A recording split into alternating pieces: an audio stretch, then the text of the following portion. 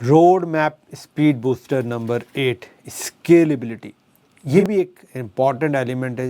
Last में हमने discuss किया था डिफ़िकल्टी लेवल, यहाँ पे स्केलेबिलिटी के एंगल से मतलब ये कि जो आप गोल सेट कर रहे हैं, जो चीज़ आप अचीव करना चाह रहे हैं, उसमें कितना पोटेंशियल है हायर जाने के लिए। अब स्केलेबिलिटी से मुराद ये है, और एक बहुत इंपॉर्टेंट, अगर आप इस चीज़ को समझ लेते हैं, गोल्स को प्रॉपर ट्वीक कर लेते हैं, एडजस्ट कर लेते हैं, उसके हिसाब से आप मूव फॉरवर्ड करते हैं, तो आप एक्सपोनेंशियल ग्रोथ रहने के आपके चांसेस हैं। मतलब ये आपने स्किल सीखी, लेट्स सपोज कंटेंट राइटिंग की लर्न इजी पे, यहाँ पे इनोविस्टा के ऊपर, और आपने आर्टिकल राइटिंग की सर्विस स्टार्ट कर दी। ठीक है जी, आपने फ्रीलांसिंग स्टार्ट कर दी, वहाँ पे आपको 4 पैसे आ रहे हैं, और मे भी हो सकता है $500 $1000 तक आप चले गए। अब ये जो बिज़नेस मॉडल है, ये जो अपन अपॉर्चुनिटी गोल सेट किया है, ये डिपेंडेंट है आपके ऊपर। हो सकता है 6 महीने साल में आप जो है ना $500,000 तक पहुंच जाते हैं, या ज़्यादा भी शायद आप इससे कर सकते हैं। दूसरे एंड पर एक और बंदा है जिसने कंटेंट राइटिंग सीखी, लेकिन उसने अपनी ब्लॉगिंग स्टार्ट कर ली। अब फ्रीलांसिंग वाले को शायद जल्दी पैसे मिल जाएंगे, लेकिन ब्लॉगिंग वाले को भी पैसे नहीं मिलेंगे। वो काम करेगा, 6 महीने साल के बाद कुछ चीज़ें बिल्डअप होंगी, लेकिन ब्लॉगिंग वाला लेट्स एज्यूम कि वो $500 या $1000 पर मंथ तक अपने ब्लॉग को ले जाता है।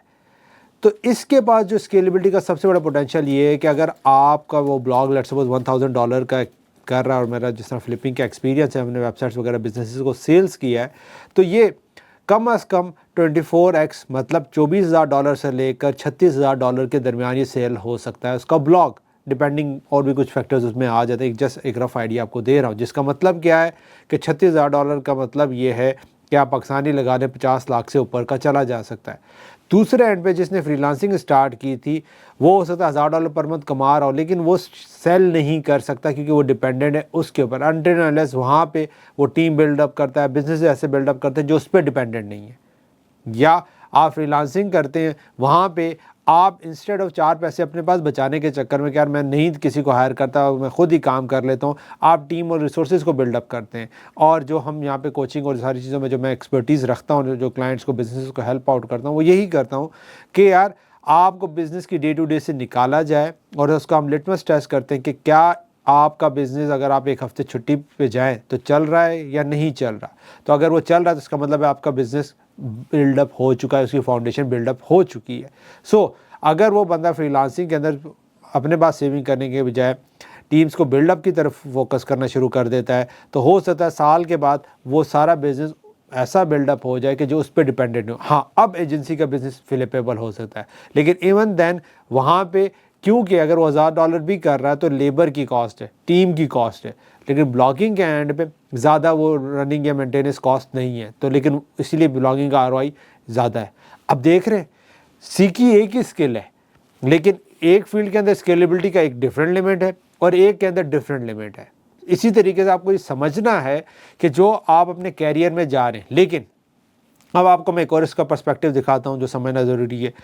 एक बंदा जिसको अपनी डे टू डे एक्सपेंसेस के लिए, जो हमने पास में डिस्कस किया है Maslow hierarchy of human needs में, अपनी नीड्स और वांट्स को आइडेंटिफाई करने के अंदर, वहाँ पर एक बंदे को अपनी day to day kitchen expenses के लिए 4 पैसे कमाने थे। उस बंदे ने फ्रीलांसिंग का रूट लेने के बजाय लेट्स सपोज ब्लॉगिंग स्टार्ट कर लिया। अब वो 2-3 महीने बाद चलेगा, लेकिन वो आगे नहीं ग्रो कर सकेगा क्योंकि उसको फ़ौरन से प्रेशर आएगा पैसे कमाने का, और ब्लॉगिंग तो भी पैसे नहीं कमा रही होगी। तो क्या हुआ कि उसने जो है ना रॉन्ग टाइम पे रॉन्ग जो है ना डिसीजन ले लिया। तो ये बड़ा इंपॉर्टेंट है, जो हमने रोड मैप की बात की थी कि राइट टाइम पे रोड मैप क्या करता है, आपको हेल्प आउट करता है, right information at the right time to the right person at the right place. Get the point कि स्केलेबिलिटी बहुत इंपॉर्टेंट है। अगर आप इसको समझ लेंगे, जिस तरह आज AI आ रही है, तो आपको AI को सीखना समझना बहुत ज़रूरी है। जिस तरह ChatGPT है, क्लॉड है, और इस तरह के जो टूल्स हैं जो फ्री में भी अवेलेबल है, इमेज एडिटिंग टूल्स हैं, ठीक है, वीडियो एडिटिंग टूल्स हैं, और डिफरेंट टूल्स हैं जो कि अब आपका काम फास्ट कर रहे हैं। और जिस तरह आपको पता है कि AI रिप्लेस नहीं करेगा, AI को यूज़ करने वाले आपको रिप्लेस करेंगे।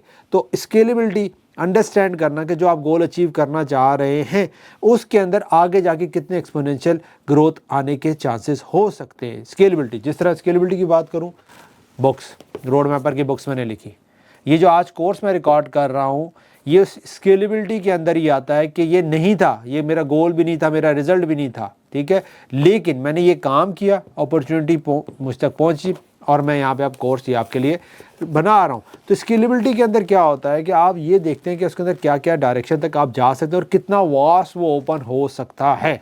अब अगर आप देखें अपने रोड मैप को थोड़ा सा ट्वीक करते हैं, एनालाइज करते हैं, उन्हें स्पीड बूस्टर्स को लगाते हैं, तो कितना मेजर रिटर्न या चेंज आएगा ओवरऑल आपकी ग्रोथ के अंदर। और ये जो है ना 1 ईयर 2 ईयर नहीं, ये लॉन्गर पीरियड में आपको इसकी स्केलेबिलिटी आपको समझ आएगी, क्योंकि स्केलेबिलिटी आती ही आफ्टर सम टाइम के अंदर है। समझ रहे हैं? सो नाउ एनालाइज जो आपने गोल सेट किया वो कैसा है और उसमें स्केलेबिलिटी के एंगल से क्या चीज़ों को मद्देनज़र रख सकते हैं जो आपको आने वाले वक्तों में ज़्यादा फ़ायदा दे सके। जिस तरह नेटवर्किंग करते हैं, जिस तरह लोग कहते हैं जी हमारे पास क्लाइंट नहीं आ रहे, भाई आपने अपने नेटवर्क में क्या चीज़ की, ठीक है।